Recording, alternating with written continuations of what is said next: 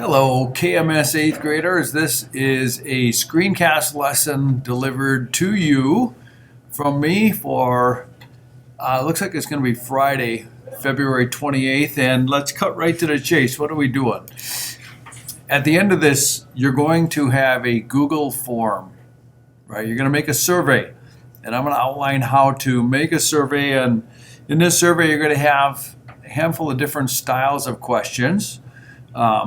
And that's what I'm after here. I want your survey to reflect your knowledge of different styles of question, really when to use each different style. All right. And then you'll also have a chance to take your own survey because part of this activity is analyzing results and how the surveys play nice with Google spreadsheets. So I'm going to make a survey about something I know something about, right, that's relevant to me as a teacher, and then you guys can try to think of your own survey that you would make, and you can make it in real time as I go through this one. You can pause the screencast anytime you want and think about what kind of survey you'd like to make. All right, but my survey will be about teaching and Kagan structures, all right, even though I use them maybe once a year.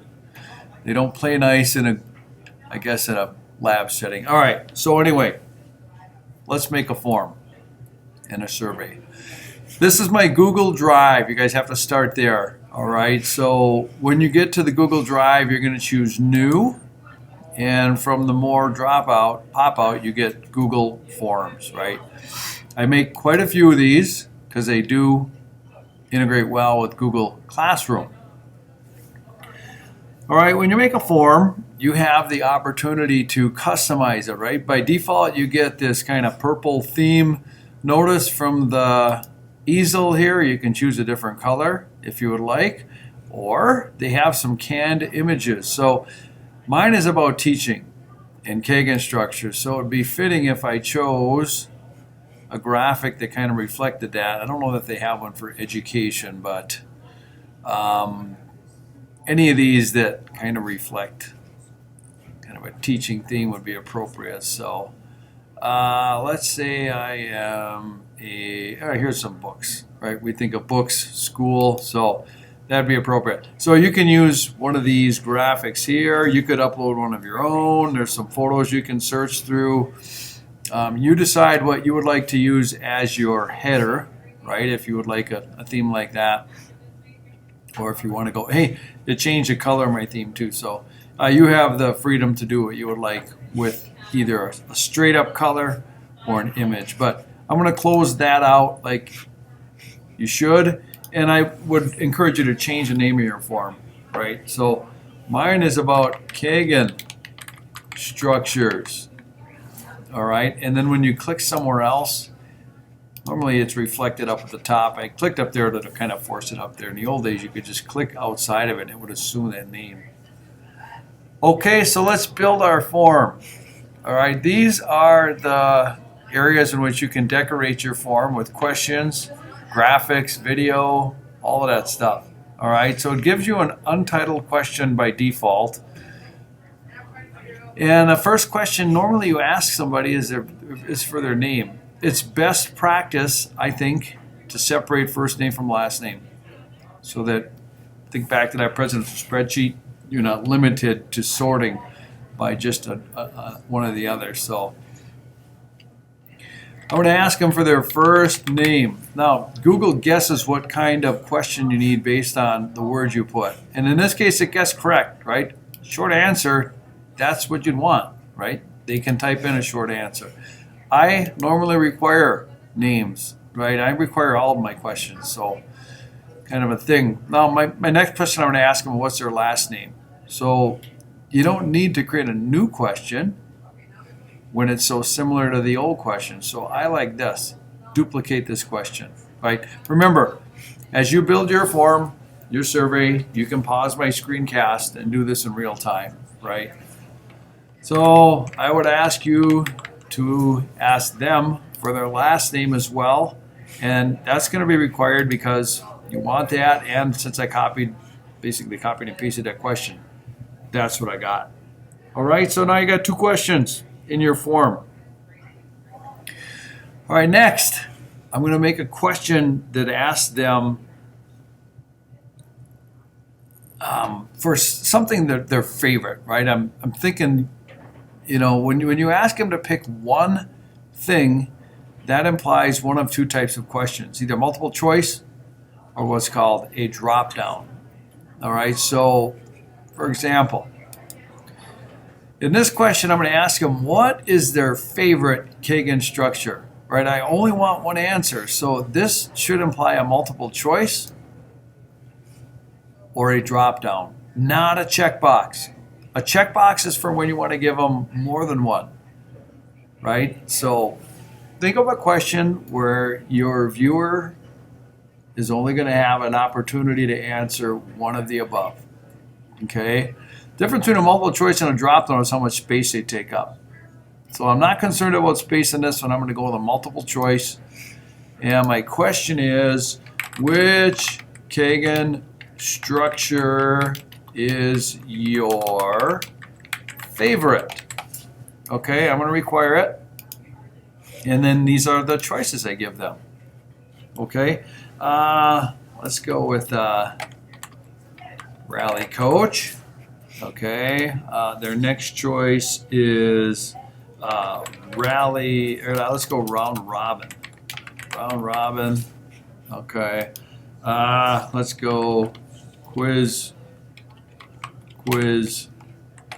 Trade. All right, let's go with Fan and Pick. Let's go with Mix, Pair, Share. All right, as many as you need. Now, you guys don't have to do Kagan structure. In fact, that's probably not real exciting for you, so don't. You choose a topic, and they should be related, right? This is all about education and Kagan. So if you're going to make yours about food, stick with the food theme for all your questions, okay? But don't just pick random stuff. Try to have a theme to it.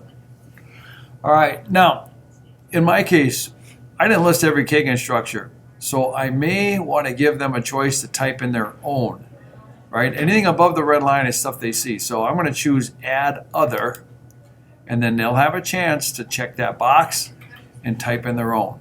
That's up to you, right? If you don't think you've given them a choice that they will like, then give them the option to type in their own choice, okay? If you went with a multiple choice, that's an option. Okay, if you went with a drop down, that's not an option. So just to illustrate this, if I choose, by the way, timeout. I'm going to go up here and I'm going to hit the eyeball because preview lets you see what it looks like as you're building it, right? That's what multiple choice looks like. If I change this to a drop down, which is infinitely cool because they take up very little room, that is no longer an option. So if I refresh this, okay, I can only choose those, right? There's no room to type in a drop down. So you see the difference? All right, I'm going to go back and leave mine as a multiple choice. Okay, remember, anything above the line is stuff they'll see. So looking good. Okay, I'm going to ask them a type of question where they're allowed to pick more than one. Okay, so I guess I'm going to give them choices here. So I want them to be able to pick multiple. So what I'm going to do is copy this question and then just change the style. So then I'm going to ask them what Kagan structures have they used before, and hopefully they've chosen more than one, right? So if you're asking about food, you might ask them, what kinds of things do you put on your burger? That might be a good, if your survey is about food, that's legit, right? Some people like ketchup, mustard, pickles. All right, so I'm going to just duplicate this question and rephrase it, and then you'll get the idea, right? Which Kagan structures have you used? Okay, now this is not a multiple choice. I want them to have several choices. So this would be called a checkbox. All right, I'll leave all these because they may have chosen to use each of those. I'm going to give them some more to pick from though, right? Some that my colleagues have used. Stand and share. Let's go with jot, thought. Let's go with single round table. Whoops. Single round, come on, table. All right. Since these are checkboxes, I could also give them the add other option, which it seems like a reasonable thing to do in case I haven't given them all that they need. Okay, so if I go back to my preview tab and I refresh, this is what it's looking like. First name, last name, right? I can only pick one. In these, pick as many as I want. I noticed that the add other option disappeared from this one. I'm probably going to want to put that one back in there because I had changed it to a drop down and lost that. So if I refresh, now I'm in good shape. Which Kagan structure is your favorite? That's a previous one. They can add. Which Kagan structures have you used? They can check multiples if they would like, right? In these, they can only check one. All right. And I'm just kind of making sure that my form is taking good shape, right? All right, I like it. So how many different styles of questions? All right, I want a short answer. You got those. I want a multiple choice. You got that. Or you could have chosen a drop down, right? And I want a checkbox for sure there. Okay, the other that I would like you to incorporate, this will give you 1, 2, 3, 4 different types. What's called a linear scale. From a scale of 1 to 10, you've all taken something like that before. So I'm not going to duplicate this guy. This is a brand new question, so I'm going to add a question. All right, I noticed it put it up here. See these little 6 dots? You can drag your form in a different order, like so. And let's make this a linear scale. All right, and you have an option. You can be a 1 to 5 person. If you want to be a 1 to 10 person, I like 1 to 10. Okay, 1 being low, 10 being high. All right, here's my question. How often do you, I mean, it can be how much do you like too. Probably be a little bit more appropriate. How much do you enjoy incorporating Kagan structures? All right, how much do you enjoy incorporating Kagan structures? Okay, 1 being never use them. Okay, like these are kind of extreme, right? Every single day. All right, so I like that. I'm going to require that one, right? I want people to take my survey. So now if you peek at what that one looks like, let's refresh, shall we? Reload. All right, first name, last name. Those are short answers. There's your multiple choice. There's your checkbox. There's your linear scale. So they can say, I don't like them, I love them, or I'm somewhere in between. Cool way to do it. Okay, the other style of question I want you to incorporate is a open-ended question where they can ramble. All right, that kind of implies paragraph.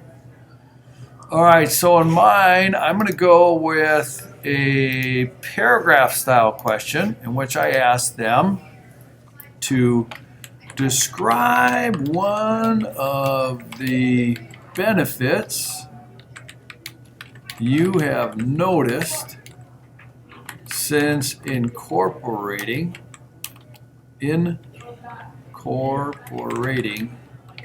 Kagan structures. Okay, long answer. So they're able to provide kind of a lengthy response. So I'm going to require it, and this guy is now looking like it's about done from a a standpoint of what it looks like. I was going to say a structure standpoint, but that's kind of like a pun. Okay. In the order that you put them really doesn't matter. By the way, if you want to have more than one, maybe, hey, I'd like to have 2 multiple choice and a checkbox. So you can have more than what I have, but you have to have at least, remember, an appropriate short answer, appropriate multiple choice where only one should be picked, checkbox where more should be picked than one, scale, linear scale, and then an open-ended question. All right, now part of building your form is certainly previewing it, but deciding who gets to take it, how many times they're allowed to take it. So hit this little gear and make sure you're set up, right? Collect email, we're not going to do that on this form because I want you to be able to take your form multiple times so you get some responses, okay? Don't restrict Briding Township users and don't limit it to one response, okay? Edit after submit, no, you don't need to let them edit it. And as far as see a summary, a chart, and text responses, yes. So that we learn to analyze them. We'll show you how to analyze them a little bit better more on Monday. Okay, the presentation, you can choose to have them shuffled. In my case, I'm not, right? I'm going to show a progress bar. Sometimes it's nice for a guy if he's got, I got 50 questions. I don't, give him an idea. You want to give them a warm fuzzy that tells them that they have completed their form, you can. I'm not going to. It's optional. I think this would be good.